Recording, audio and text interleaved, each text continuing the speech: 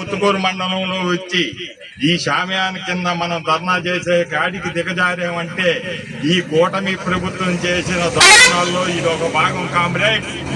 ముఖ్యంగా శ్రీశక్తి పథకం అని చెప్పి ఆటో రంగాన్ని కుందేలు చేసింది. అలాగే ఈ ఏటీఎస్ సెన్సార్ విధానాన్ని పెట్టి రవాణా రంగాన్ని కూడా కుందేలు చేసింది కామ్రేడ్.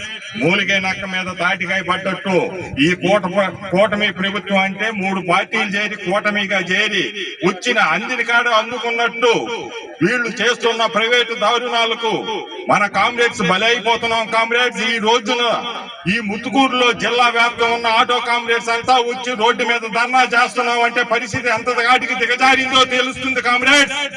ఈ రోజు మనమందరం ఇక్కడికి వచ్చి ఈ ధర్నాలో పాల్గొంటున్నాం అంటే ఒక ఆయన అన్నాడు, యాజమాన్యం వచ్చి మాకు ప్రభుత్వం జీవో ఇచ్చిందని.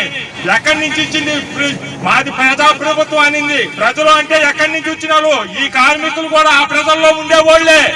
ఈ రోజు మనం వచ్చి ఇంత పాల్గొంటుంటే మాకు జీవో ఇచ్చింది ఏం చేయలేరు అంటున్నారు. కానీ ఇది జరగబోయే 4 రోజుల్లో ఈ విధానాన్ని మార్పు తెచ్చి మన కార్మిక లోకం అంటే నెల్లూరు జిల్లా సిఐటియు సిపిఎం పార్టీ అండదండలతో దీన్ని కూల్చే దగ్గరికి వచ్చింది కామ్రేడ్స్.